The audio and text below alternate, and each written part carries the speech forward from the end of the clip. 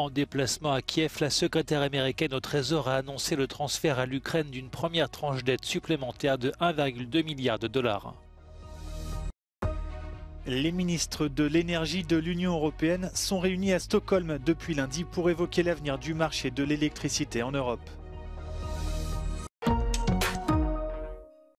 La situation des troupes ukrainiennes à Bakhmout devient de plus en plus compliquée, a reconnu inquiet le président Volodymyr Zelensky, qui a qualifié ses soldats de vrais héros face à un ennemi qui détruit systématiquement tout ce qui peut être utilisé pour détruire leur position.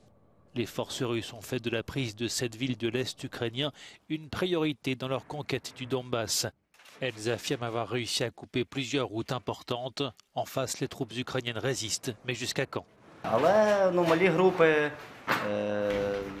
більше вони не можуть, так як на Солидарі, вони там 50-30 чоловік не біжать. Вони біжать по 10, стандартна схема, накопичується далі. Але до чого я вів, що це якісь регулярні війська, і вони евакуюють своїх 300-х, вони витягують своїх 200-х, вони цим паряться. Une semaine après la visite de Joe Biden, Volodymyr Zelensky a accueilli cette fois la secrétaire américaine au Trésor. Janet Yellen est venue annoncer le transfert à l'Ukraine d'une première tranche d'aide budgétaire de 1,2 milliard de dollars. Pendant ce temps, à Genève, la 52e session du Conseil des droits de l'homme des Nations Unies a dénoncé le retour du vieil autoritarisme et des guerres d'agression destructrices datant d'une époque révolue et aux conséquences mondiales. Elle inflige d'indicibles souffrances au peuple ukrainien. Exactions massives et généralisées contre des civils, tueries, viols de masse, attaques délibérées contre des hôpitaux, des écoles, des maternités, déplacements forcés de population, déportation d'enfants. Pour le chef de l'ONU, l'invasion russe de l'Ukraine a déclenché les violations les plus massives des droits de l'homme que nous vivons aujourd'hui. Fin de citation.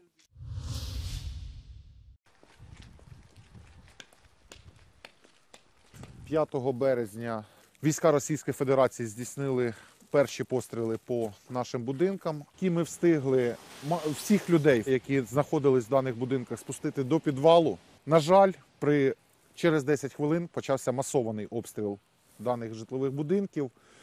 І саме в цьому будинку загинула одна жінка. Nous sommes dans le village de Bouzova, en pleine zone de combat lors de l'offensive russe sur la région de Kiev l'an dernier. Igor est propriétaire de 2 appartements dans ces immeubles où il vivait avec sa femme et sa fille. Віконних блоків, як такових уцілілих, немає взагалі, що стеля пробита осколком знаряду, який потрапив в будинку, саме цим осколочком. Самий перший постріл, який мене застав, я знаходився на даху цього будинку, для того, щоб хоч трохи коректувати нашу артилерію, яка давала відсіч військам Збройної Федерації, Російської Федерації. Peu avant l'attaque, Igor informait les forces ukrainiennes des mouvements de troupes russes qui tentaient d'encercler le village de Bouzova. Там знаходилася повністю російська техніка, російські війська, танки, артилерія. З даної позиції відкривався чудовий огляд на трасу.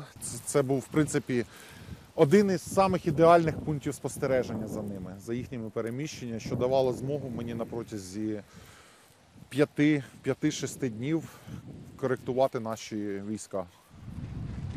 Les fonds internationaux récoltés par l'organisation ukrainienne United 24 vont permettre la restauration des bâtiments.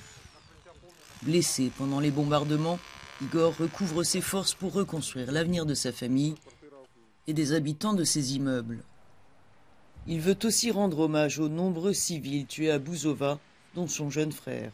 Сім'ї, які зазнали втрат по майну, по здоров'ю, хтось життя своє поклав, але це все, в принципі, доводить те, що українці – це незломна нація. Надія в нас залишається завжди і до кінця на відбудову нашого минулого життя щасливого. Au cours de l'année écoulée, des millions d'Ukrainiens ont quitté leur pays pour échapper à la guerre. Selon l'Organisation internationale pour les migrations, le conflit a déplacé plus de 13 millions de personnes. 5,5 millions d'entre elles seraient retournées en Ukraine, mais la majorité reste à l'étranger. L'Agence européenne des droits fondamentaux a décidé de découvrir comment les Ukrainiens y vivent. Elle a sélectionné les 10 pays les plus pertinents au moment de l'enquête à la fin de l'été dernier. Il s'agit des pays qui partagent une frontière terrestre avec l'Ukraine ou qui ont accueilli le plus grand nombre de personnes déplacées en provenance d'Ukraine, de manière globale ou proportionnelle. L'Union européenne a rapidement créé des mécanismes pour accueillir les migrants ukrainiens. Un tiers des plus de 14 500 personnes interrogées ont demandé l'asile dans le pays d'accueil, mais la grande majorité n'a demandé qu'une protection temporaire. La raison est peut-être liée à la façon dont ils envisagent l'avenir. Un répondant sur 3 a l'intention de retourner en Ukraine. Seul 1 sur 5 semble déterminé à s'enraciner à l'étranger. Malgré les différents programmes d'aide, la plupart des Ukrainiens paient au moins une partie de leurs frais de logement. 38% paient toutes leurs factures, entre le loyer, l'eau, l'électricité, le gaz et les communications, mais 79% déclarent avoir du mal à boucler les fins de mois. Seul un Ukrainien sur 3 a trouvé un emploi rémunéré.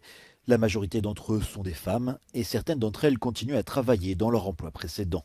L'Agence européenne des droits fondamentaux souligne l'importance de prendre des mesures pour encourager le retour sûr, progressif et sans heurts des personnes déplacées en Ukraine.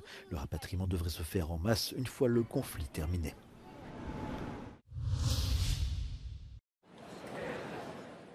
Les ministres de l'énergie de l'Union européenne se sont retrouvés à Stockholm ce lundi pour évoquer l'avenir du marché de l'électricité en Europe.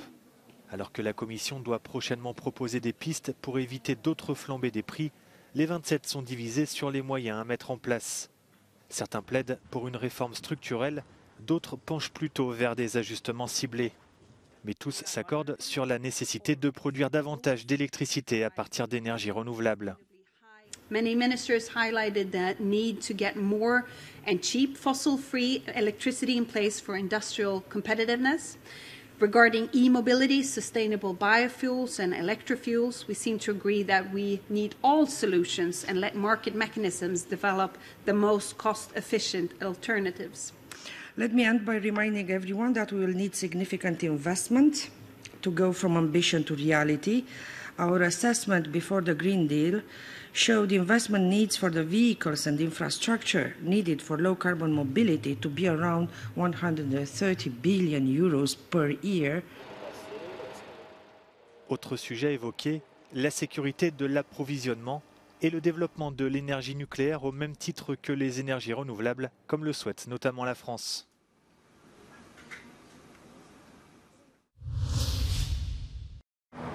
Le réseau social chinois TikTok est dans le collimateur des autorités américaines.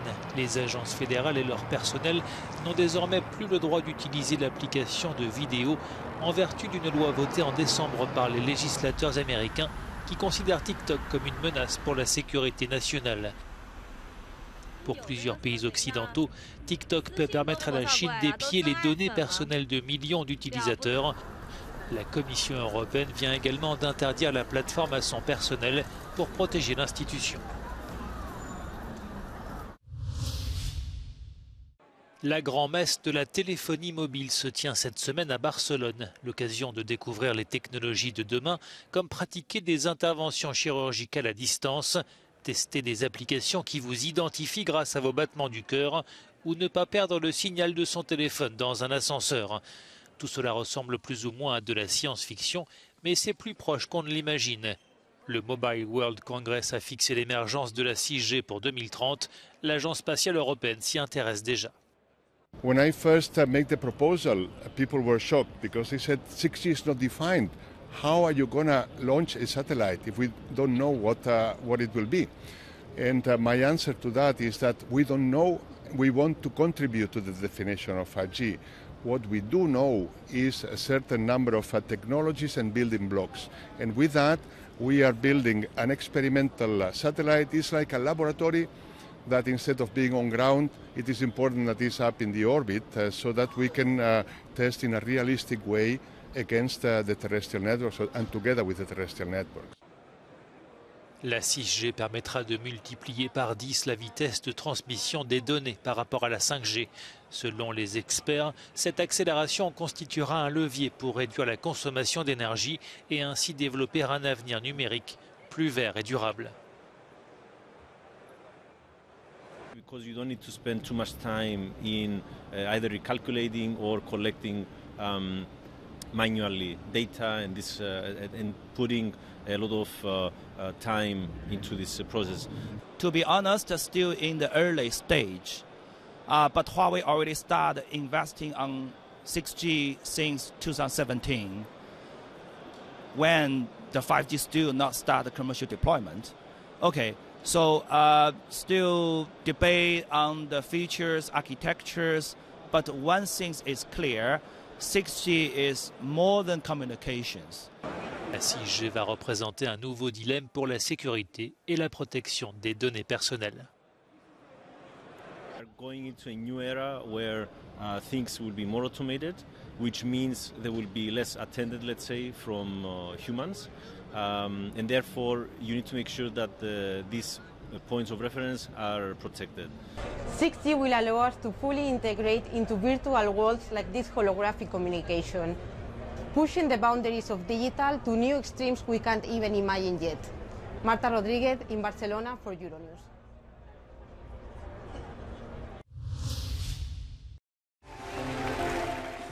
L'histoire d'amour entre Ruben Östlund et le Festival de Cannes se poursuit.